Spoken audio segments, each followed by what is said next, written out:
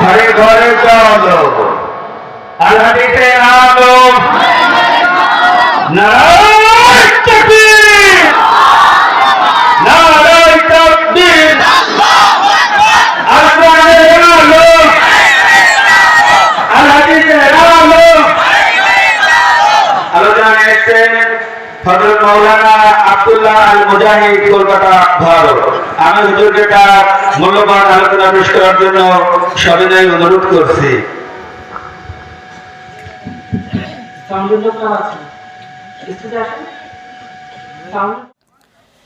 আমি কেন এখনো মুসলমান হয়ে টিকে আছি জানেন? আসেন, ইবাদত আমি কিভাবে করেছি, কিভাবে আমি আল্লাহর কাছে কবুলিয়াত অর্জন করেছি। যুবক, শুনতে চাও কিনা? শুনতে চাও? আমার মর্মান্তিক জীবন কাহিনী এবার শুরু করতে যাচ্ছি। এতক্ষণ ইবাদত নিয়ে কিছু কথা বলেছি, ঈমান নিয়ে কিছু কথা বললাম, আমল নিয়ে কিছু কথা বললাম। শহীদ মৃত্যু হতে গেলে কি কি লাগবে সেটাও ইনশাল্লাহ বলবো। আমার বয়স যখন 10 বছর। কত বছর? 10 বছরে কোনো বাচ্চা আছো এখানে? হাত তোলো তো, হাত তোলো। দাঁড়াও একটু, এই দেখো, তাকাও। ওর মতো যখন আমার বয়স, ওর মতো যখন বয়স 10 বছর, আমি তখন মুসলমান হয়েছি। সুবহানাল্লাহ বললেন না? ওই সময় কি এমন বুঝলাম যে আমি ওই সময় মুসলমান হলাম? প্রশ্ন আসে না, বলেন? এইবার সেই মর্মান্তিক জীবন কাহিনীতে ফিরে যাচ্ছি। বলেছিলাম আমার জীবনটা বড়ই অত্যাচারের, বড়ই নির্মম। বলতে গেলে আমার নিজেরই চোখে পানি চলে আসবে, গলাটা ভেঙে যাবে, তাই সহজে বলতে চাই না। আমার বয়স যখন 5 বছর, ভারতের কলকাতা বারাসাতে আমার বাড়ি আছে। ওই বাড়িতে আমার চোখের সামনে আমার মা মারা যায়। কেমন মৃত্যু জানো? যেমন তেমন মৃত্যু নয়, চোখের সামনে জ্যান্ত আগুনে পুড়ে মারা গেছে। কত ভয়ঙ্কর মৃত্যু! আমারই মায়ের মৃত্যু আমারই চোখের সামনে ঘটল। আর আমরা 2 ভাই আপন। ওই বাসায় বাবা তখন মর্নিং ওয়াক করতে গিয়েছিল, দৌড়াতে গিয়েছিল। 2 তলায় আমরা থাকতাম, নিচতলা ভাড়া দেওয়া ছিল, 3 তলাও ভাড়া দেওয়া ছিল। 2 তলায় এই কাহিনী ঘটে গেল। বাবার উপর রাগ করে মা গায়ে আগুন ধরায় দেয়। এই সমাজে এমন কিছু মানুষ আছে না নাই? জিদ হইছে, রাগ হইছে, তাই বলে মরতে হবে? এই তোমার না ছোট ছোট বাচ্চা আছে, তুমি চিন্তা করবা না তাদের কথা? সৎ মা আছে কারো এর মধ্যে? সৎ মা কার কার? ভাগ্যক্রমে 2-1 জন সৎ মা ভালো হয়, বাকি সবগুলোই হয় অত্যাচারিতা, ঠিক কিনা? আল্লাহ যেন কাউকে সৎ মায়ের কবলে পড়তে না হয়, বলেন আমিন। আমার মা জ্যান্ত আগুনে পুড়ে মারা গেল। বাবা আসতে আসতে ততক্ষণে প্রায় 80% পুড়ে গেছে। 80% কি বাবা? শরীর পুড়ে গেছে, মা আর নাই। আমার ছোট ভাই তো কিছু বোঝে না, আমি 5 বছরের শিশু, আমি তো কিছু বুঝি। সেই থেকে আমার কান্না শুরু হয়ে গেল। সেই কান্না আজও থামিনি বাবা। আমি আজও আল্লাহকে পাওয়ার জন্য কান্নাকাটি করি।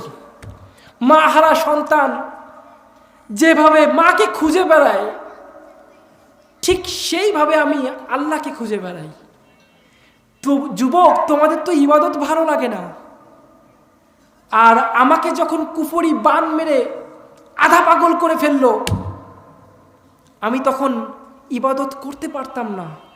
আমার রুহ চাইতো ইবাদত করতে, আমার বডি আগাইতো না। ওই যে শয়তান জিন দ্বারা অবশ করা হয়েছে। বলবো কত মর্মান্তিক আমার লাইফ স্টোরি। মাকে খাটিয়ায় করে নিয়ে যাওয়া হচ্ছে। পিছনে আমরা দুই ভাই, আর সাদা কাফনের কাপড় পরে মাকে দাফন করার জন্য নিয়ে যাওয়া হচ্ছে। হিন্দুরা কিন্তু লাশ মানে অপমৃত্যু যেইগুলা অপমৃত্যু এইসব কিন্তু লাশ পুরায় না, আবার দাফন করে দেয়। কি করে বাবা? দাফন করে দেয়। আল্লাহ, ভাইরা আমার চোখের সামনে আমার মাকে দাফন করার জন্য নিয়ে যাচ্ছে, আর আমরা ছোট দুই ভাই সেই মায়ের পেছনে পেছনে ছুটছি কবরস্থানে। সাদা কাফন পরাইয়া খাটে মায়েরে শোয়াইয়া, মায়েরে তোমরা কই যাইতাছ লইয়া, ও গ্রামবাসী একটু দাঁড়াও মায়েরে দেখি, জনম ভৈরা মায়েরে দেখি, ও গ্রামবাসী একটু দাঁড়াও মায়েরে দেখি। একদিকে মাকে দাফন করতে নিয়ে যাওয়া হলো, অপরদিকে এলাকাবাসী বাবাকে পুলিশে ধরায় দিল। তারা বলল মাকে বাবাই হত্যা করেছে, বাসায় আর কেউ নাই। বাসায় ফিরে দেখি ঘরে জানলা দরজা থেকে শুরু করে হাড়ি বদনা যা ছিল সব জনগণ নিয়ে চলে গেছে, ঘরে কিছু নাই। এমনকি ওই যে যারা নাকি নিচের ভাড়াটিয়া ছিল ওরাও পর্যন্ত সব নিয়ে টিয়ে চলে গেছে, ওরাই নিচে। আসলে ব্রাহ্মণদের শত্রু থাকে না বলেন? শত্রুদের কাজ এটা। আমরা দুই ভাই অত্যন্ত কষ্টের জীবন অতিবাহিত করতে শুরু করলাম। এরপরে আমার বয়স যখন 10 বছর, তখন আমার দাদি মারা যায়, ঠাকুরমা মারা যায়। এই কিন্তু কাহিনী শুরু হচ্ছে ইসলামের দিকে আসা। যারা পিছনে এখনো দাঁড়িয়ে আছেন বসে পড়বেন, বসে পড়েন।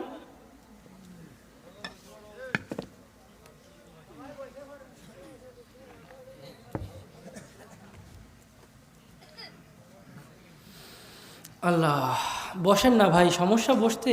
যুবকরা তোমরা বসে পড়ো। দাদি যখন মারা গেল, সেই দাদিকে চিতায় পুরায় কিনা? চিতায় পুরানোর দৃশ্য কেউ দেখেছেন? কে কে দেখেছেন হাত তোলেন তো। ভাইরা, জাহান্নামে ঠিক এভাবেই পুরানো হবে।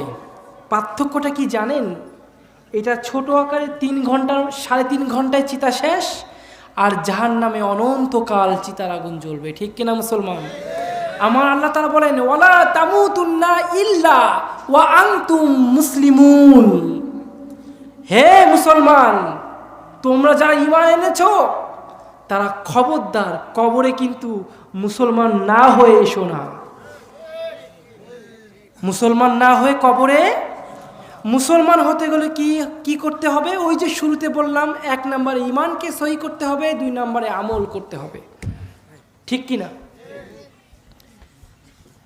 ভাইরা আমার? ঈমান আমল যদি ঠিক না থাকে, তবে কবরে গেলে আপনার কবরটাকেই চিতা বানাবে কিডা? চিতা বানিয়ে দেবে কিডা? আল্লাহ। ওই হিন্দু ভাইয়ের চিতা 3.5 ঘন্টায় শেষ, কিন্তু আপনার চিতা জ্বলবে কিয়ামত পর্যন্ত। ঠিক কিনা? এই দুনিয়া ছাড়িয়া কোথায় যাইবা ভাগিয়া, এই দুনিয়া ছাড়িয়া কোথায় যাইবা ভাগিয়া, মরণ তোমায় লইবে ঘিরি যতই করো বাহানা। মরণ তোমায় লইবে ঘিরি, যতই করো বাহানা, চিন্তা করে দেখো না কবরে কি যাইবা না, চিন্তা করে দেখো না কবরে কি যাইবা না। যেই কবরে আল্লাহ ছাড়া সঙ্গী কেহ থাকবে না, যেই কবরে আল্লাহ তারা ছাড়া সঙ্গী কেহ থাকবে না, চিন্তা করে দেখো না কবরে কি যাইবা না। ঠিক কিনা? এই দুনিয়ায় সবই পর, কবর যে তোর আসল ঘর। এই দুনিয়ায় সবই পর, কবর যে তোর আসল ঘর। কেমনে সেথায় থাকবি পড়ে যতই করো বাহানা, কেমনে সেথায় থাকবি পড়ে যতই করো বাহানা, চিন্তা করে দেখো না কবরে কি যাইবা না। কবরে যাওয়া লাগবে না? চান নাকি সেই কবরে চিতার আগুন জ্বলুক? চান সেটা? নাকি সেই কবরে আপনাকে শহীদি মৃত্যুর মর্যাদা দেওয়া হোক? কোনটা চান? শহীদি মৃত্যু হতে চান? তাহলে 1 নম্বরে ঈমানকে সহিশুদ্ধ করতে হবে। 1 নম্বরে ঈমানকে সহিশুদ্ধ করতে হবে। আর ঈমানকে সহিশুদ্ধ করতে হলে প্রথম শর্ত আল্লাযীনা ইউমিনুনা বিল গায়ব। কি বাবা? আল্লাহ তাআলা বলছেন প্রথম শর্ত তুমি ঈমানদার, তাহলে গায়েবকে বিশ্বাস করো, যা দেখোনি তাকে বিশ্বাস করো। ঠিক কিনা মুসলমান? আমরা কি গায়েবকে বিশ্বাস করি? হ্যাঁ, খাওয়ায় কে? নাকি চাকরি খাওয়ায়? খাওয়ায় কে? মারে কে? নাকি মানুষের হাতে মৃত্যু আছে, মানুষের হাতে জীবন আছে, ডাক্তারের হাতে জীবন আছে? সমস্ত ক্ষমতার মালিক কে? আল্লাহ। যেটা বলছিলাম, 10 বছর বয়সে আমার দাদি মারা গেল, তাকে চিতার আগুনে পোড়ানো হচ্ছে। আমি কি বয়ান সংক্ষেপ করে দেব? আপনারা থাকবেন কতক্ষণ?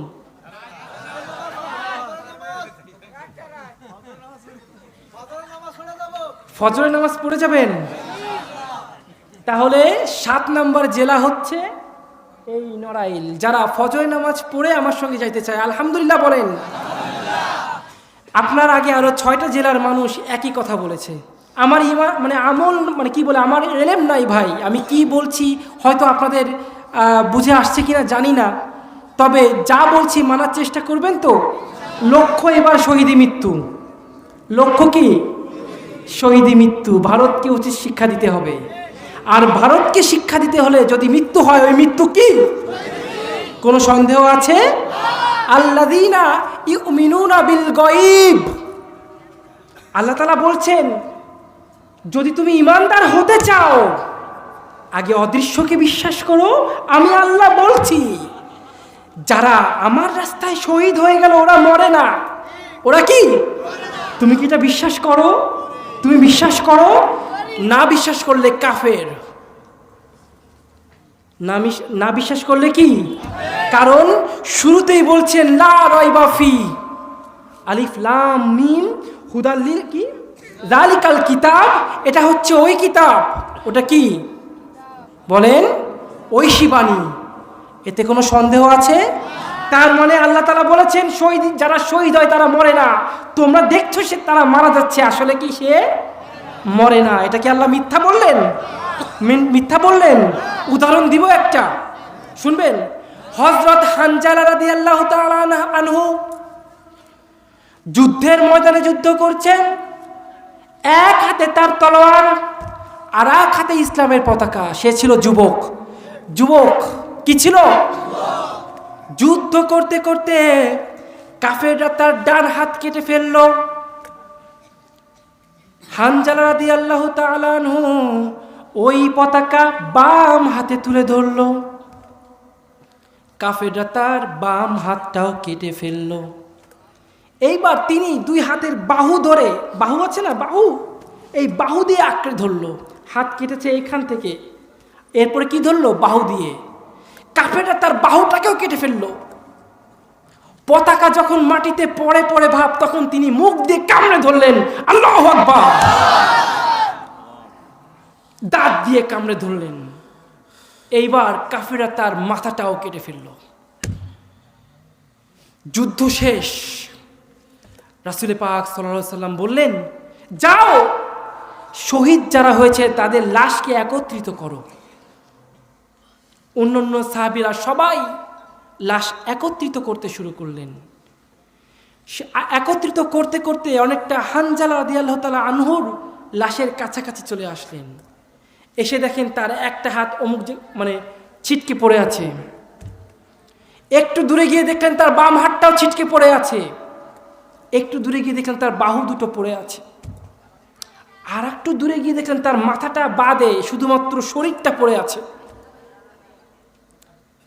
একটু দূরে তাকিয়ে দেখলেন ইসলামের পতাকা তখনও উড়ছে। ইসলামের পতাকা তখনও উড়ছে। সাহাবীরা মনে করলেন এখনো হয়তো কেউ জীবিত আছে, তাই প্রাণপণে ছুটলেন সেদিকে, সেই পতাকার দিকে। গিয়ে দেখেন আমাদের কলিজার টুকরা, নবীজির কলিজার টুকরা হযরত হানজালা, তার মাথাটা পড়ে আছে আর দাঁত দিয়ে কামড়ে ধরে আছে। তাকবীর দিলেন না? যুবক, কলিজায় আঘাত লাগে না? কলিজায় আঘাত লাগে? লাগে না। লাগবে কেমন করে? ঈমান ঠিক নাই তো আমলও ঠিক নাই, লাগবে কেমন করে? আমার তো কলিজাটা মুচড়ে উঠছে, চোখে পানি চলে আসছে। ইচ্ছা করেই চোখে পানি আনতেছি না, কারণ গলা ভেঙে যাবে। এখন আল্লাহ তাআলা বললেন, যারা শহীদ হয় তোমরা তাদের মৃত্যু বলো না, তারা কিন্তু জীবিত। আপনি যদি ঘুমায় থাকেন, আপনার হাতে যদি কাগজটা ধরা থাকে, যেই ঘুম চলে আসবে অমনি হাতটা কি আলগা হয়ে যাবে না? কাগজটা পড়ে যাবে না? কিন্তু উনার মাথাটা ওই পতাকাটাকে দাঁত দিয়ে আঁকড়ে ধরেছিল, প্রেসার দিয়েছিল। কি দিয়েছিল বাবা? উনি মারা গেলে তো দাঁতটা আগলা হয়ে যাওয়ার কথা, পতাকা পড়ে যাওয়ার কথা, ঠিক কিনা? কিন্তু তা তো হয় নাই। প্রেসার দিয়ে ধরে রেখেছিলেন, তার মানে উনি জীবিত। তার মানে আল্লাহ তাআলা বলছেন তাদের কাছে রিজিক পৌঁছানো হয়। রিজিক মানে কি খালি ভাত? একজন মানুষের বেঁচে থাকার জন্য যা যা প্রয়োজন সব কিছুই হচ্ছে কি রিজিক। সব কিছু, অক্সিজেন থেকে শুরু করে স্ত্রী, বউ, বাচ্চা, টাকা পয়সা, সহায় সম্পত্তি, জামা কাপড়, যা যা দরকার সব কিছুকে বলা হয় কি? সব থেকে বলা হয় রিজিক। তার কাছে রিজিক পৌঁছানো হয়। এমন শহীদ মৃত্যু তোমরা চাও যুবক? চাও তো? সেই জিহাদ সামনে। গাজওয়াতুল হিন্দ করা নাড়ছে। গাজওয়াতুল হিন্দ বলবো ইনশাল্লাহ, মাঝে মাঝে বলবো। আমার দাদিকে যখন পোড়াচ্ছিল, আল্লাহ তাআলা কাফেরদের কপালেই লিখে রেখেছেন এই পৃথিবী থেকেই তারা তাদের বিদায় হবে অপমান, নির্যাতন সহ্য করতে করতে, ঠিক কিনা? চিতায় যখন পুরানো হচ্ছিল দেখলাম আমার বাবা, আমার চাচা, আমার দুই চাচা, মোট 3 জন বাঁশ একটা নিয়ে দাদিকে খোঁচা মারতেছে। কারণ লাশ কি মুসরায় উঠছে। নিজের সন্তান বাঁশ দিয়ে পিটাচ্ছে। কাকে? নিজেরই মাকে। কাকে? ও আমার মায়েরা, তুমি তোমার সন্তানকে যদি নবীর আদর্শে না গড়ো, তোমার সাথেও এমনটা হবে। এটা হিন্দুদেরকে দিয়ে আল্লাহ তাআলা বোঝাচ্ছেন। আমি তাদের বদনাম করছি না, তাদের নিয়ম আছে। আমরা বলতে সমস্যা কোথায়? যেটা আমরা চোখে দেখি, আমাদের বলতে সমস্যা আছে নাকি? আমরা কি কথা বানায় বলতেছি? আমি ব্রাহ্মণের সন্তান, ওই পুজো তো আমিও করছি। আমি কি একটা কথা বানায় বলতেছি? একটা বাবা মার জন্য কত বড় অপমান, নিজের সন্তান বাঁশ দিয়ে পিটায় চিতায় আগুন ধরায় দেয়। এরকম অপমান মুসলমানের মা বাবার ক্ষেত্রেও হবে যদি তার সন্তানকে তারা ইসলামাই শিক্ষায় শিক্ষিত না করে। পার্থক্যটা কি জানো? ওই হিন্দু ভাইরা তো চিতার আগুনে বাঁশ দিয়ে গুতায়, আর মুসলমানের এই যুবকরা নিজের বাপ মাকে বৃদ্ধাশ্রমে রেখে আসবে, ঠিক কিনা? মৃত্যুর সময় নিজের সন্তানকে দেখতেও পাবে না। এটাই আল্লাহ তাআলার পক্ষ থেকে আযাব। এটাই কি? ওইটা দেখে আমি আবার ভয় পাইলাম। আগুন যখন মানে ধরায় দিল, সে যে কি তাপ হুজুর! কিছুক্ষণ পরে দেখলাম লাশগুলো পুড়তে শুরু করলো, গায়ের চামড়া পুড়ে গিয়ে এই যে গোশ পুড়ে কালো হয়ে গেল। হঠাৎ করে ঠাস, আমি কেঁপে উঠলাম, তাকায় দেখি মাথার খুলি ফেটে গেছে, ওই যে ঘিলু টপ টপ টপ টপ করে পড়ছে। ইমান আমল ঠিক না থাকলে যুবক, কিয়ামতের মাঠে আমাদের ঘিলুতেই আমরা ভিজে যাব, ঠিক কিনা? ইমান নাই, আমলও নাই, এরকম অবস্থায় কিয়ামতের মাঠে যদি ওঠো না, তোমার ঘিলুতে তোমাকেই গোসল করতে হবে। আমি কি ভুল বলছি বাবা? খারাপ লাগছে? অফ করে দিব? দেখেন আল্লাহ তাআলা কি পারে। আল্লাহকে ভালোবাসলে আল্লাহ তাকে ছেড়ে যায় না। মা ওয়াদ্দাআকা রাব্বুকা ওয়া মা ক্বালা।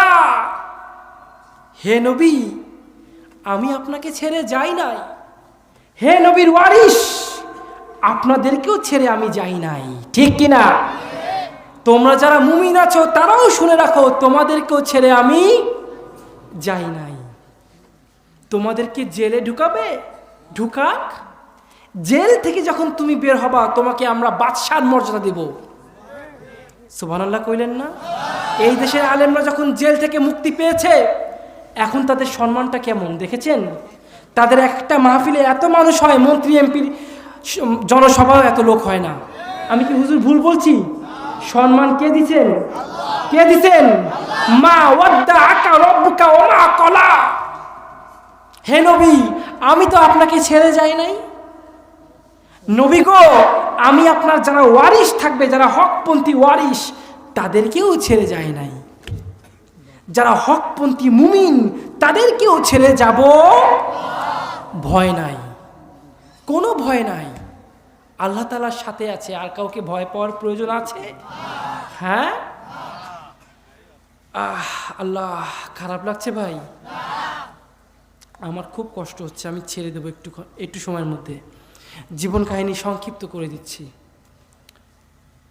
ওই যে আগুনে পুরানো ভয়ঙ্কর দৃশ্য দেখলাম, দেখার পরে ওইটা আমার ব্রেনে গেঁথে গেল।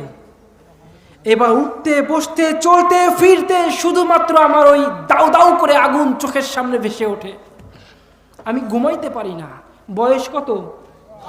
বয়স কত? বাবাকে বললাম, বাবা আমার সাথে এইটা হচ্ছে, কি করব? বাবা কয়, অমুক গুরুদেবের কাছে যাও, তিনি বাবার থেকে বড় গুরুদেব।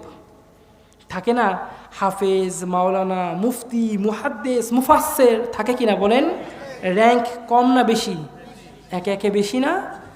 মাওলানা থেকে মুফতির র্যাঙ্ক বেশি নাকি কম? বেশি। আমার বাবা যদি মাওলানা হয়, তো মুফতি একজন আছে। তো তার কাছে পাঠানো হলো। এইবার সে আমাকে বলল, বাবা তুমি তো অনেক ছোট মানুষ, তুমি এসব নিয়ে চিন্তা করো না, তুমি এসব নিয়ে চিন্তা করো না, পথভ্রষ্ট হয়ে যাবা। কি হবা? মানে উনি বুঝে ফেলছিলেন আমি এটা নিয়ে মেলা ঘাটতে গেলে ওই হিন্দু ধর্ম কি করব? ত্যাগ করে দেব। ওদের ভাষায় কি আমি পথভ্রষ্ট না? বলেন। চলছে তো নাকি? চার্জ আছে? কত পার্সেন্ট? একটু পানি দিয়েন তো। কে আছেন স্টেজে? একটু গরম পানি মিশিয়ে দাও। আমার মনে তৃপ্তি আসলো না। এইবার আমি চিন্তা করলাম, আমি স্বয়ং নিজেই ভগবানের কাছে যাব। কার সামনে যাব? ভারতে একটা বৃন্দাবন নামে জায়গা আছে, নাম কি শুনেছেন? বৃন্দাবন। ওইটা হচ্ছে হিন্দুদের একটা তীর্থস্থান। ওইখানে বড় বড় মন্দির আছে, পাহাড়ের উপরেও অনেক শিব মন্দির, চণ্ডী। চণ্ডী হচ্ছে কালীর একটা নাম, শ্যামা, রক্ষা, এইসব কালীর নাম। এইসব মন্দির আছে। স্থানীয় লোকের কথা অনুযায়ী ওইসব মন্দির নাকি জাগ্রত। ওইখানে গিয়ে কিছু চাইলে নাকি পাওয়া যায়। বলেন নাউজুবিল্লাহ। আমি ফাঁস করে দেব ওদের ভগবান জাগ্রত কিনা, ফাঁস করে দেব। শুনবেন, আসলে ওরা জিন দিয়ে কাজ করে। কালী একটা জিনের নাম, মহিলা জিন। কালী কিসের নাম বাবা? মহিলা জিন, দুর্গা একটা মহিলা জিন, শিব একটা মহিলা জিন। এরাই যখন নাকি একদম গোড়াঘাট, সনাতন ধর্মের গোড়াঘাট, ইসলাম অনুযায়ী, ইতিহাস অনুযায়ী গোড়ার দিকে যারা হিন্দু ধর্মের ঋষি ছিল, মনীষী ছিল, তাদের সামনে ওরকম রূপ ধরে আসতো। এখন কালীকে দেখলে ভয় লাগে না? ভগবানকে দেখলে কি ভয় লাগার কথা? হ্যাঁ, ভয় লাগবে আপনার? ভগবান কি এতই সস্তা? যে তোমাকে সৃষ্টি করলো সে কি এতই সস্তা? তাকে মাটি দিয়ে, খড়কুটো দিয়ে আপনি তৈরি করবেন, পুজোর সময়ে নিজেই তাকে প্রাণ দিবেন, আর বিসর্জন মানে দশমীর আগে তার প্রাণ আপনি কেড়ে নেবেন। হিন্দু ধর্মের পুজোর সময়ে আমরা যারা গুরুদেব আছি, আমরা তাকে প্রাণ দান করে থাকি। কি দান করি? আবার যখন পানিতে ডুবায় দেয় না, তখন আমরাই তার প্রাণটা কেড়ে নেই। দেখছেন? তাহলে প্রাণ কে দিল? ওই ভগবান আমাকে দিল নাকি আমি দিলাম? সৃষ্টি কে কারে করলো? মাটির মূর্তিকে আমি সৃষ্টি করেছি নাকি আমাকে মাটির মূর্তি সৃষ্টি করলো? হ্যাঁ, সাধারণ জ্ঞান। আমি হিন্দু ধর্মের ভাইদের মনে কোনো আঘাত দিতে চাই না, বাস্তব যেটা সেটাই তো বলতেছি। কোনো কথা কি বানায় বলতেছি? তাদেরকে কখনো কোনো গালি দিয়েছি? দিছি নাকি? দিই নাই। শুকরিয়া আদায় করো মুসলমান। যখন তুমি আল্লাহকে ব্যতীত অন্য কাউকে রব মানবা, তখন তোমাকে গরুর সামনে মাথা নত করতে হবে, গরুর মুদ খেতে হবে, গরুর গু খেতে হবে, আর গরুর দুধ আর গরুর মাংস কি করবা? খাবে অন্যরা। হ্যাঁ, তবে ভারতীয় হিন্দু, বাংলাদেশের হিন্দু এক না, এটা মাথায় রাখবেন। ভারতীয় হিন্দুরা কেমন যেন একটা চারাল মার্কা। হ্যাঁ, কিন্তু বাংলাদেশের মানে হিন্দুরা কিন্তু এমন না, পরিষ্কার পরিচ্ছন্ন, খুব মিশুক। ঠিক কিনা? এই দেশে অনেক বড় বড় কলেজ আছে হিন্দুদের জমিনের উপর তৈরি, আছে না নাই? আমাদের অনেক শিক্ষক আছেন হিন্দু। পাশের বাড়ির হিন্দু ভাইটা আপনার মসজিদে আক্রমণ করছে কখনো? আপনাকে পূজা মানে নামাজ পড়তে বাধা দিছে? তার মানে ভারতের হিন্দু বাংলাদেশের হিন্দু কিন্তু এক, আবার ভারতের মুসলমান বাংলাদেশের মুসলমান কিন্তু এক না। আমরা যারা ভারতের মুসলমান, আমরা রাগী তেজি, মরার জন্য রেডি, কারণ আমাদের জন্মই হয় মৃত্যু দেখতে দেখতে। বাংলাদেশের মুসলমান এমন না, কারণ তারা মায়ের কোলে জন্ম নেয়, মায়ের কোলেই মৃত্যুবরণ করে। আমরা গরু জবাই করতে গেলেও আমাদের ভয় লাগে, কেউ না কেউ আমাদের ব্রাশ ফায়ার করবে। মন্দিরে নামাজ পড়তে গেলেও ভয় লাগে, না জানি কখন বুলডোজার দিয়ে ভেঙে দেবে। ঠিক কিনা?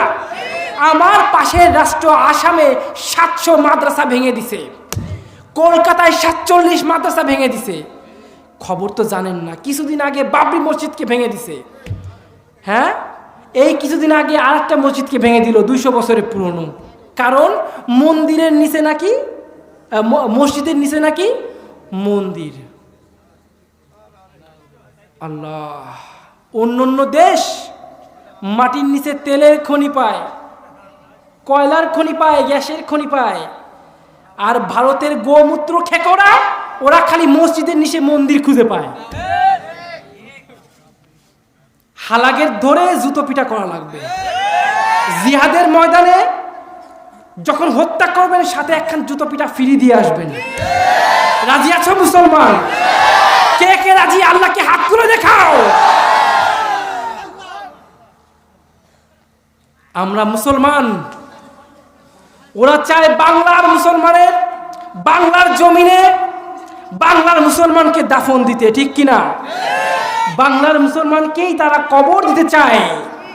আজকে নড়াইলের মুসলমানদেরকে সাক্ষী রেখে আমি ভারতীয় বক্তা, আমি ভারতকেই হুঙ্কার দিয়ে বলতে চাই, বাংলার মুসলমানকে যদি দাফন করতে আসো, আমরা কবরে যাওয়ার আগে তোদের চিতায় আগুন ধরায় দেব।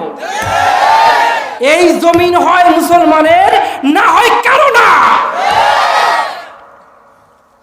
হয় খেলাফত, না হয় শাহাদাত।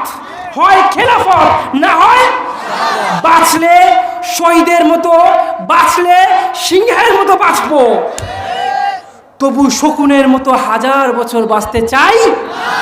আমরা একজন মুসলমানই মৃত্যুকে ভয় পাই না। কে কে ভয় পাও? আসো নাকি মৃত্যুকে ভয় পাও? হ্যাঁ, তুমি ভয় তখনই পাবা যখন তোমার ঈমান আর আমল ঠিক থাকবে না। তুমি মন্দিরে গিয়ে ড্যান্স করো, তুমি প্রেম করো, জিনা করো, ব্যভিচার করো, শহীদের কাতারে তুমি নাই। শহীদের কাতারে তুমি নাই। শহীদের কাতারে আসতে হলে তোমাকে কি করতে হবে বাবা? বলো কি করতে হবে? ঈমানকে ঠিক করতে হবে, তারপরে আমলকে ঠিক করতে হবে। শিরক পূর্ণ কোনো কিছু করব, শিরকি আছে এমন কিছু করব। এইবার আমি সেই মন্দিরে উঠলাম, বিশাল পাহাড়, ছোট ছোট মানুষ, সিঁড়ি বেয়ে বেয়ে মন্দিরে উঠলাম। উঠে গিয়ে দেখি উলঙ্গ এক মহিলা দাঁড়ানো। কি দাঁড়ানো? নাম রক্ষা কালী। কি নাম? ভগবানের একটা কাপড়ও জোটে না। মন চাইলো আমার প্যান্টটা খুলে ওরে প্যান্টটা পরাই দিই, কিন্তু ওরে প্যান্ট পরাইতে গেলে আমি নিজেই তো ন্যাংটা হয়ে যাব। ওর না হয় সম্মান নাই, আমার তো আছে। হ্যাঁ, ভগবানের সামনে দুই হাত জোর করে বললাম, আমি আগুনে পুড়তে চাই না, আমাকে এমন একটা পথ বলো যেন আমি এই আগুনের হাত থেকে বাঁচতে পারি। কানলাম, অনেকক্ষণ কান্নাকাটি করলাম, ভগবান নড়েও না, সরেও না। কিছুক্ষণ পর তাকায় দেখি ভগবানের নাকের উপর একটা মশা। আমি চিন্তা করলাম, ভগবান তোমার নাকের উপর মশা, তুমি তাড়ানোর ক্ষমতা রাখো না, তুমি আমার সীতার আগুন দিয়ে বাঁচাবা। ঠাকুর মশাইয়ের কাছে গেলাম, গিয়ে বললাম, গুরুদেব, ওই চিতার আগুনে আমি পুড়তে চাই না, আমাকে রক্ষা করো। গুরুদেব বলল, এবার পড়াশুনো করো।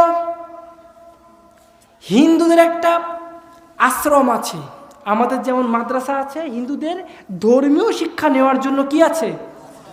আশ্রম আছে। যাও, সেখানে গিয়ে একটু ধর্ম নিয়ে পড়াশুনো করো। কি করো বাবা? গুরুদেব তো বোঝে নাই, উনি আমাকে ধর্ম নিয়ে পড়াশুনো করতে পাঠাচ্ছে ঠিকই, কিন্তু এতে তার ধর্মের কোনো লাভ হবে না, বরং আমি নিজেই তার ধর্মকে ত্যাগ করে দিব। ঠিক কিনা?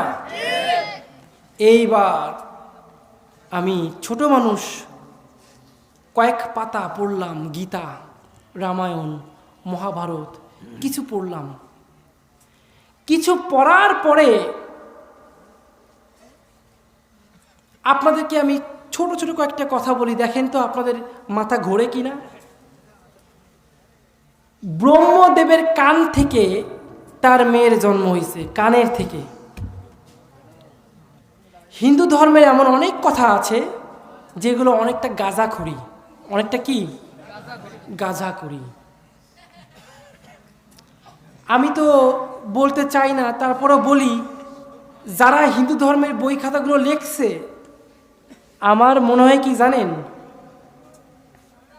গাঁজা, মদ, আফিন, গুল, তামাক, বিড়ি, সিগারেট, তারপরে কি তারি, সব এক জায়গায় মিলে আলু ভর্তা বানাইছে, বানায় তারপর খাইছে। খাইয়ে এমন মাতাল হইছে, ও কি লিখছে ও নিজেও জানে না। ঠিক কিনা? একটা ধর্মের তো একটা ভিত্তি থাকা উচিত। আমি মুসলমান হয়েছি তার প্রধান কারণ এইটা, ওই ধর্মের কোনো আগা মাথা পাই নাই। উলঙ্গ উলঙ্গ ছবি, ন্যাংটা ম্যাংটা ছবি দেওয়া, একটা ন্যাংটা মেয়ে দেখতে কেমন, এটা আমি প্রথম দেখলাম ওই ভগবানের বই পড়তে গিয়ে। বলেন নাউজুবিল্লাহ। এই জন্য শুধুমাত্র ব্রাহ্মণ ছাড়া ওইগুলো আর কাউকে পড়তে দেওয়া হয় না। ওইগুলো পড়লে দলে দলে হিন্দু মুসলমান হয়ে যাবে। বিশেষ করে কল্কি দেবতা নামে যে অপশনটা আছে, যে অধ্যায় আছে, এই অধ্যায় আমার সময় থাকলে বলতাম। সরাসরি নবীর কথা, সরাসরি নবীর কথা লেখা। পার্থক্য নবীর কথা আরবিতে, ওর কথা সংস্কৃততে। আপনি সাংস্কৃতিক ভাষাকে আরবিতে ট্রান্সলেট করেন, সরাসরি আমার নবীজির সাথে যা যা ঘটছে সব। ওয়ারাফা'না লাকা যিকরাক, হে নবী, আমি আপনার শান মান মর্যাদাকে এত ঊর্ধ্বে তুলব যে হিন্দু, বৌদ্ধ, খ্রিস্টান, অন্যান্য যত ধর্ম আছে সমস্ত ধর্মের মানুষ আপনাকে মাথায় তুলে রাখবে। ওরা আমাকে মানবে না সেটা আলাদা বিষয়, কিন্তু আপনাকে অসম্মান করবে। ওয়ারাফা'না লাকা যিকরাক, হে নবী, আমি আপনার শান মান মর্যাদাকে সবার ঊর্ধ্বে তুলে ধরেছি। বলেন আল্লাহু আকবার। কাদের কুদরত তুদারি বড় কামাল, আনতা হাসবি আনতা রব্বি জুল জালাল, তুহি কাদের জলিলুল্লাহ জাহাদার, বাহার হালে তুহি মেরা নিগাদা। ভাইরা আমার, প্রায় 3-4 মাস খালি পড়াশুনো করলাম। পড়াশুনো করে নিজের মাথা নিজেই চুলকাই আর ভাবি আমি কোন মদ খাইছি, আমি কেমনে এমন টাল হয়ে গেলাম। এই ধর্মের আগাও বুঝি না, মাথাও বুঝি না, আমি এখন কুম্মে যামু। কুম্মে যামু, আপনাকে বরিশালে কয় না হাদে মনু কুম্মে যাও, কয় কিনা, কয় না? আবার সাতক্ষীরায় গেলাম মাহফিল করতে, হাদে নুনু পানি খাইবা, পানি খাইবা, আমরা কই নুনু। এক এক দেশের এক এক ভাষা, এই ভাষার ডাইভার্সিটি কে দিয়েছেন? আবার চট্টগ্রামে মাহফিল করতে গেলাম, আমার সামনে এনে দিয়েছে হুজুরে সোনা দাও, সোনা দাও। সোনা মানে তো গরুর সোনা। আমি মনে করলাম চট্টগ্রামের মুসলমানরা কি আবার সোনা খায় নাকি। আমি এমনি রাগি, আমি কই দূর মিয়া, কিসের সোনা খাবো, আপনার কবে দিয়ে সোনা খাইলেন? খাওয়া শুরু করে তো হারাম। কয় হুজুর সোনা খাওয়া হারাম? আমি কই হয় হারাম। কয় দলিল সহ প্রমাণ দেওয়া লাগবে। আর গরুর মুখ যে খাওয়া হারাম, এটা কি দলিল লাগবে? আমি তো বুঝে আছি, গরুর মুখ আমার সামনে নিয়ে আসতেছে।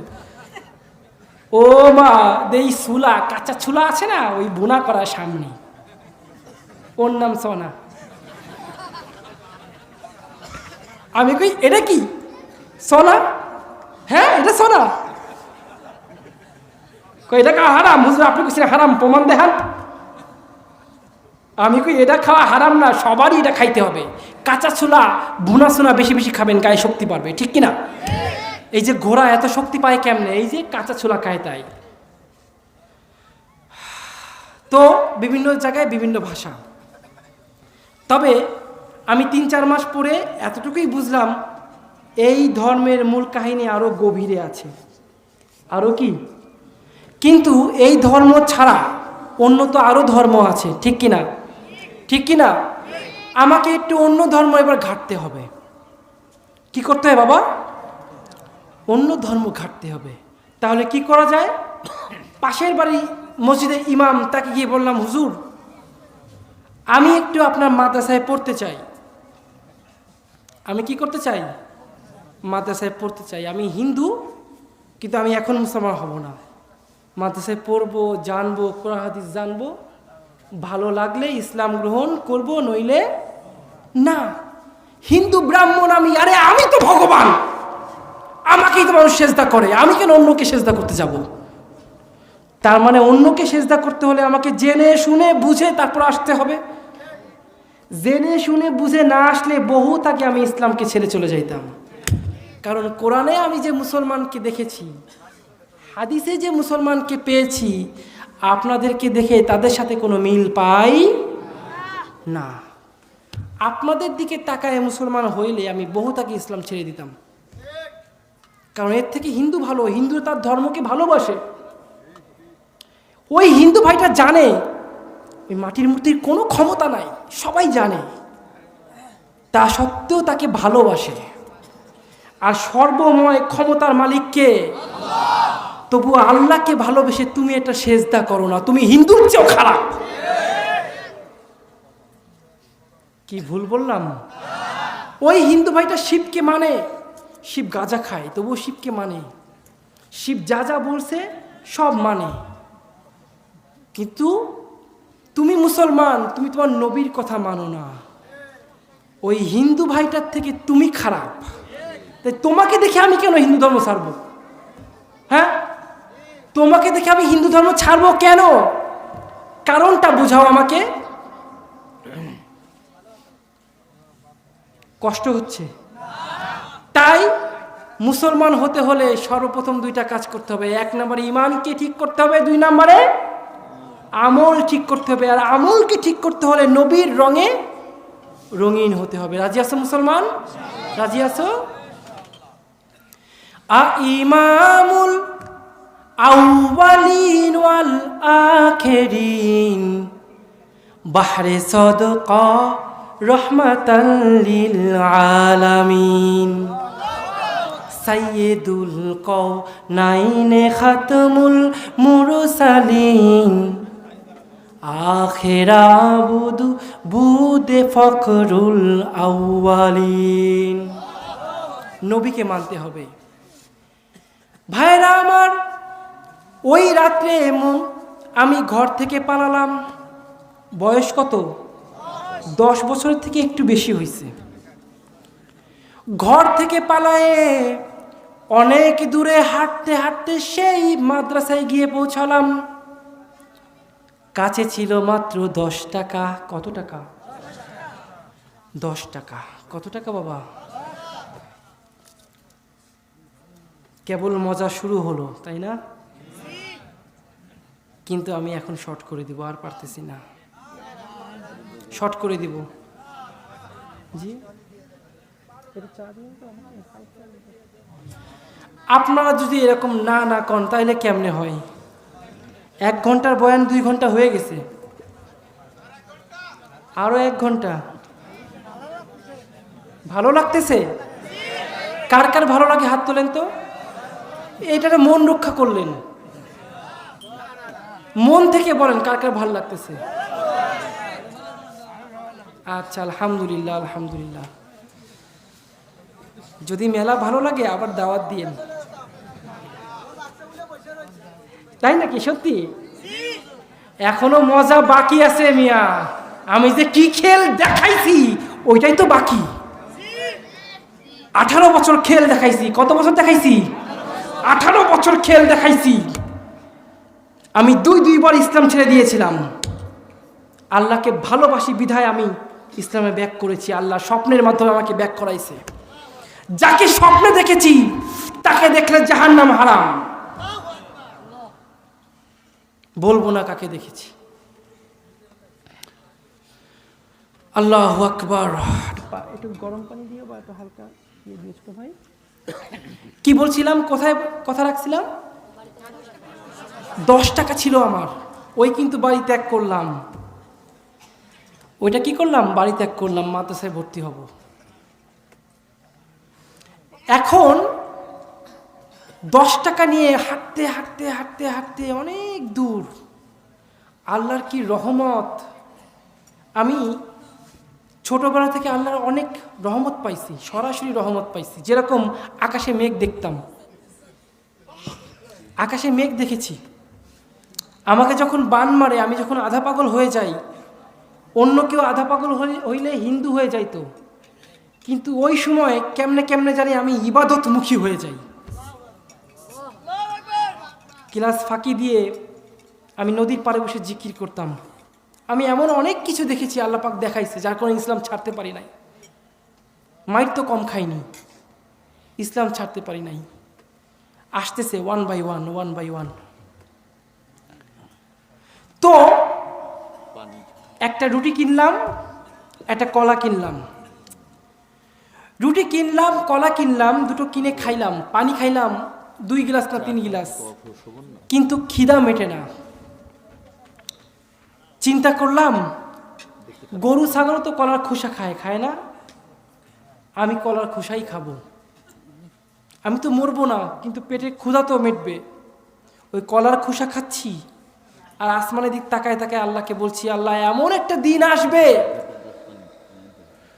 যেদিন আমার সামনে খাবারের বন্যা বয়ে যাবে, আমার সামনে খাবারের বন্যা বয়ে যাবে। হুজুর আপনার খাবারের লিস্টটা দেন। বলে না কি বলেন? বলে না, সব জায়গায় লিস্ট দিয়ে থাকি, কিন্তু আমি খাবো না সেদিন। কারণ পাইয়ে যে ব্যক্তি খায় বুড়ো বয়সে না খেয়ে মরে। সব কিছুর লিমিট আছে না নাই? সব কিছুর লিমিট আছে না? আমাদের সমাজে দুই শ্রেণী লোক আছে, এক মহাকিপ্টে, এক মহাখাদক। মহাকিপ্টে যে সে খালি টাহা জমায়, খায় না। কি করে? খালি টাহা জমায়, লক্ষ লক্ষ কোটি কোটি টাকা হয়েছে, কিন্তু খায় না। না খেয়ে খেয়ে তার গায়ের হাড্ডি শুকায় গেছে। কিন্তু বুড়ো বয়সে যখন অসুস্থ হয়ে হাসপাতালে যায়, ডাক্তার বলে এইবার তোমার দুধ খাওয়া লাগবে, ডিম খাওয়া লাগবে, মাছ খাওয়া লাগবে, মাংস খাওয়া লাগবে, যা যা খাও নাই সব খাওয়া লাগবে। কারণ কি? তোমার তো বাজেট বাকি, তোমার মৃত্যু আর 5 বছর পরে হবে, কিন্তু তোমার 20 বছরের খাবার তো বাকি রয়ে গেছে, তুমি তো খাও নাই। তাই বুড়ো বয়সে লো প্রেশার হয়ে যায়, তখন তাদের উত্তম মাধ্যম খাওয়া লাগে, ঠিক কিনা? আর এক পোড়া কপাইলে খালি খায়, খাইতে খাইতে পেট বানাইছে বিশাল বড়। দরজা হাত দিয়ে খোলা লাগে না, পেট দিয়েই খোলা যায়। ওই ধরনের লোক যুদ্ধে গেলে তলোয়ার লাগবে না, পেট দিয়ে যুদ্ধ করতে পারবে। হ্যাঁ, বক্সিং মারার জন্য বস্তা লাগবে না, পেট যথেষ্ট। রিক্সাওয়ালা তাকে নিতে চায় না, রিক্সার চাকা পাঞ্চার হয়ে যাবে। বাসে উঠতে দেয় না, কারণ বাসের দরজা অত মোটা না। বাথরুমে ঢুকতে পারে না, কারণ ঢুকলে আর বেরোতে পারে না। কমোটে বসতে পারে না, কারণ কমোটে বসলে ভাঙিয়ে পড়ে যায়। আসে না নাই? এমন এমন মোটা মানুষ আসে না? খাইয়ে খাইয়ে এমন মোটা হয়েছে, বুড়ো বয়সে ডাক্তার কয় আপনি আর খাইতে পারবেন না। কেন?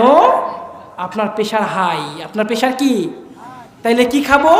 ঘাস পাতা, ছাতা পাতা, এইগুলা খায় না, শাক পাতা খায় না, কারণ ওর বাজেট শেষ। ওর কি? বাজেট শেষ। আমি চিন্তা করে দেখলাম এত খাবার সামনে আসে, আমি উত্তম মাধ্যম খাইলে বুড়ো বয়সে যদি বাজেট শেষ হয়ে যায়, তাই কম কম খাই, যাতে বুড়ো বয়সে আল্লাহ জোর করে খাওয়ায়। এই তোর 50টা ডিম বাকি আছে, একদিনে 50টা খা, ঠিকই না? আল্লাহ। এরপরে মাদ্রাসায় ভর্তি হয়ে গেলাম। ওই রাত্রে আমি স্বপ্নে দেখলাম, আমার নাম ছিল অপু, নাম ছিল কি? উপেন্দ্র প্রসাদ চক্রবর্তী, ডাকনাম ছিল। ওই রাত্রে স্বপ্নে দেখলাম, যিনি আমাকে স্বপ্ন দেখালেন তিনি নাম রাখলেন আব্দুল্লাহ। তিনি কি রাখলেন বাবা? ওইখান থেকে আমার নাম আব্দুল্লাহ। ওই স্বপ্নেই আমাকে বলা হয়েছিল ঝড় আসবে তোমার উপর, ভয়ঙ্কর ঝড়, পাশে কাউকে পাবা না, একা একা সেই ঝড়ের মোকাবেলা তোমাকে করতে হবে। কিন্তু মনে রেখো, শেষ বিজয় কার হবে? শেষ বিজয় কার হবে?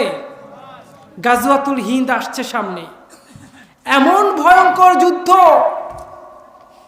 মুসলমানদেরকে হত্যা করতে করতে করতে করতে ওরা পৃথিবীর প্রায় 1/3 মুসলমানকে হত্যা করে ফেলবে। মুসলমানের রক্তে পায়ের কবজি পর্যন্ত ডুবে যাবে।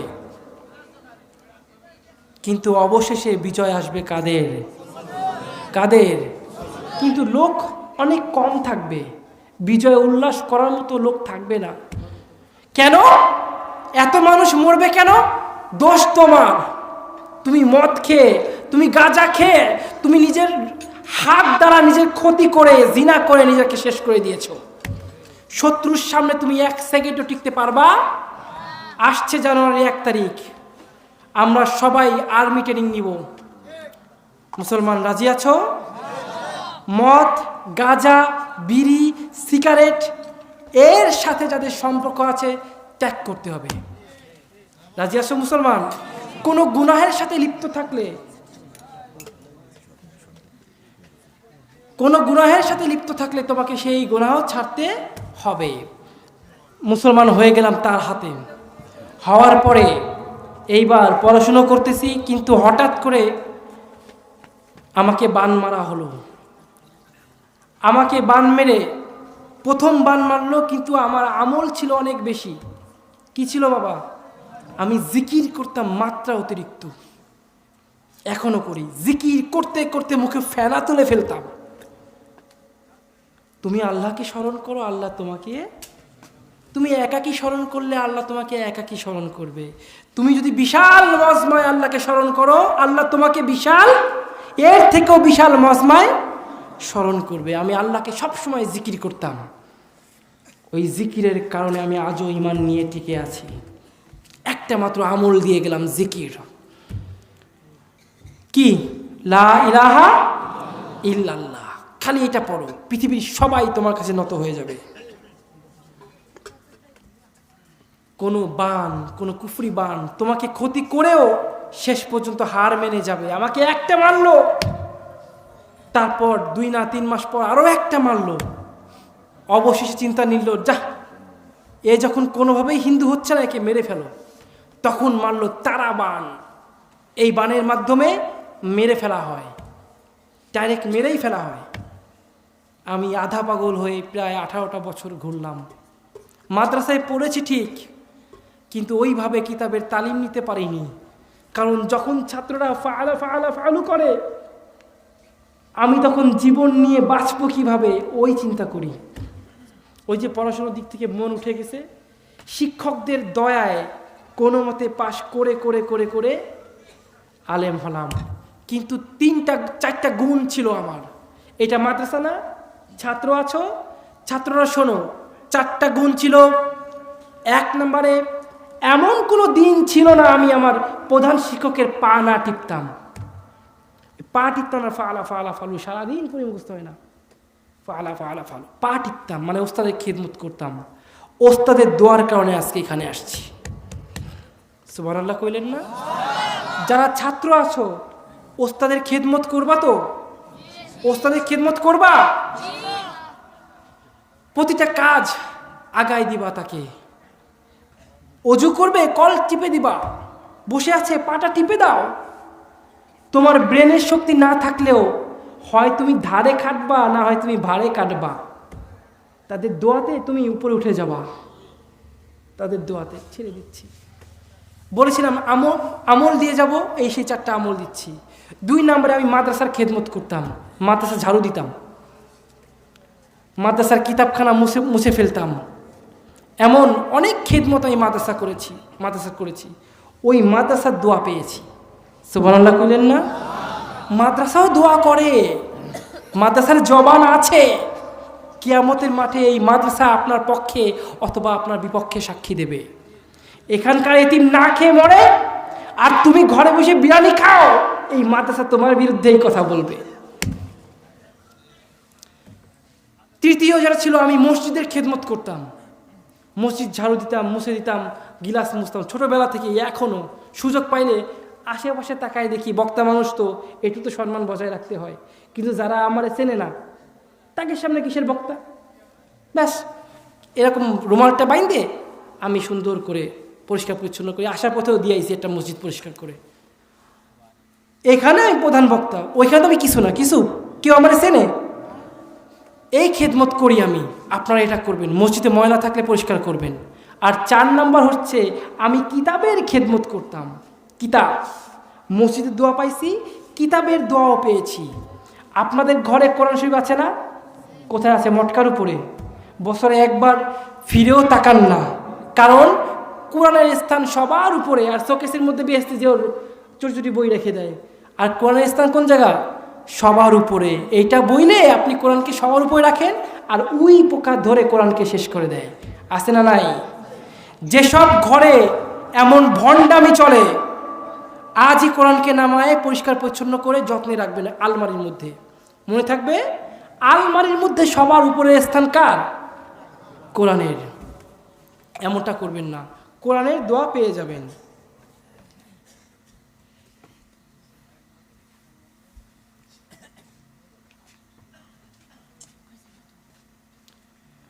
আল্লাহু আকবার। আমার প্রিয় মানুষটা আমাকে একটা রিকোয়েস্ট করেছে। সেই রিকোয়েস্টটা আমি অবশ্যই রাখবো। আমি বয়ানের ফিনিশিং টেনে দিই। তো আমাকে যখন নাকি বান মেরে নিয়ে গেল, আধা পাগল হয়েও আমি তাদের মন্দির ভেঙে মন্দিরে গিয়েছি, পূজা করতে গিয়েছি, কিন্তু পূজা করি নাই। একদিন চিৎকার করে আল্লাহকে বললাম, তোর ক্ষমতা নাই? ওর বানের এত ক্ষমতা, তোর কোনো ক্ষমতা নাই? এটা মুহাব্বতের কথা, এটা কিন্তু সেটা কি কথা না। হ্যাঁ, ভালোবাসলে এমন ঝগড়া হবে আল্লাহর সাথে আপনার। মুসা আলাইহিস সালাম ঝগড়া করতো, আমি বলতেছি না সেটা, আল্লাহ তাআলার মাইন্ডে লেগে গেল কথাগুলো। ওই রাত্রে স্বপ্নের মাধ্যমে আমাকে আবার ফিরাই নিয়ে আসছে। সুবহানাল্লাহ বললেন না?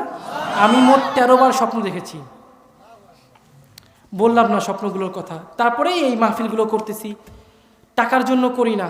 তবে মাহফিল কমিটি আজ পর্যন্ত কেউ আমাকে অসম্মানিত করে নাই, আলহামদুলিল্লাহ। যতটুকু দেওয়ার ওয়াদা তারা করেছে, দিয়েছে। আমি খুলেও দেখি না কি দেয়। কি তারা না দিলেও মাদ্রাসায় জমা থাকবে, লস আছে আমার? দিলেও লাভ, না দিলেও লাভ। তবে তারা কেউ আমাকে আজ পর্যন্ত কোনো কমিটি আমাকে অপমান করে নাই। আর আপনারা জনগণ যারা আছেন, কেউ ছেড়ে যায় নাই, শেষ পর্যন্ত ছিল সাথে, আলহামদুলিল্লাহ বলেন। আমি মৃত্যুসজ্জায় খুব শীঘ্রই হয়তো পড়ে যাব, ওই বান এখনও আছে, আমি কাটতে পারিনি। যতটুকু বেঁচে আছি নিজস্ব ইমানের শক্তিতে বেঁচে আছি। ইচ্ছা আছে যেন গাজওয়াতুল হিন্দ সামনে যুদ্ধে যেন শহীদ হতে পারি। আল্লাহ তাআলা কবুল করুক, আমাদের সবাইকে শহীদ হিসেবে কবুল করুক। যতটুকু বলেছি, যা বলেছি, আল্লাহ তাআলা প্রত্যেককে মানার জন্য কবুল করুক। যেহেতু আমাকে কুফরি বান মারছে, দোয়াটা আপনাকে করতে হবে। আমি কোনো মাহফিল দোয়া করি না। আচ্ছা হুজুর, দোয়া করে দিবেন। দোয়া না করে যাবেন না। একটা ইসলামী সঙ্গীত শুনবেন? শুনবেন নাকি? হ্যাঁ, আল্লাহ আমার নিজের লেখা এক লাইন শোনাই। হ্যাঁ, 1-2 লাইন শোনাই। পুরোটা? রক্ত গরম করা শুনবেন নাকি শান্ত শুনবেন? গরম করা শুনবেন? তাহলে দেখি তো কার গলায় কেমন জোর। তাকবীর হয়ে যাক, লিল্লাহে তাকবীর। এই এলাকায় একটা মাহফিল হচ্ছে, জনগণকে বুঝতে দাও। লিল্লাহে তাকবীর। এর থেকে জোরে চাই, আসমান কাঁপায় দিতে হবে। লিল্লাহে তাকবীর।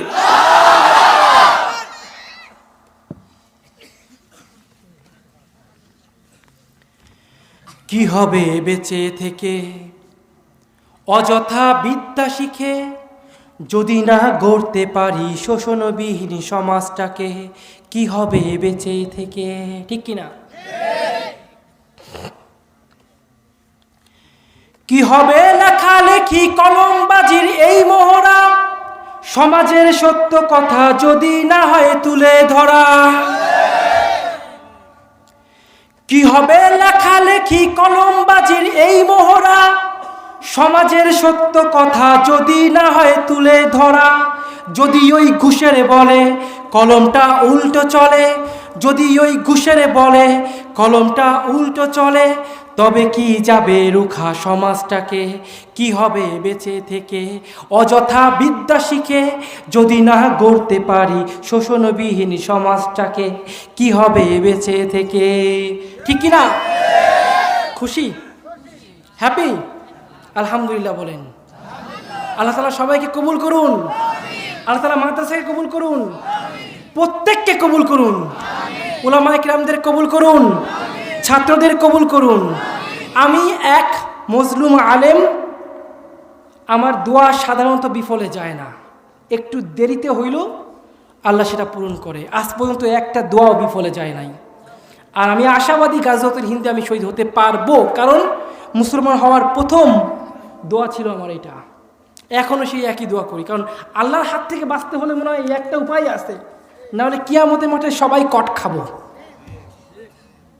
এই একটা উপায় আছে, আল্লাহর হাত থেকে যদি বাঁচতে চাও বিনা হিসেবে, কোনো কথা নাই, কোনো প্রশ্ন নাই। আল্লাহ আরশে উঠবে, সামনে কাতারে কাতারে দাঁড়ায় থাকবে আপনার শহীদরা। এরা কারা? ফেরেশতারা পরিচয় দিবে, যাও ওদেরকে জান্নাতে দাও, তারপর মোকাবেলা শুরু। তা আল্লাহর কাছে আল্লাহর হাত হাত থেকে বাঁচতে হলে, আল্লাহ কহার, আল্লাহ কি?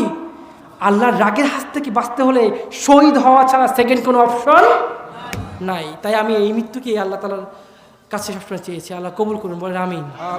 যতটুকু বলেছি, যা বলেছি বানিয়ে কোনো কথা বলেনি। প্রথমে আমাকে, তারপর সবাইকে তা পালন করার তৌফিক দান করুন। ওয়াখিরু দাওয়ানা আনিল হামদুলিল্লাহি রাব্বিল আলামিন। আসসালামু আলাইকুম ওয়া রাহমাতুল্লাহি ওয়া বারাকাতুহু।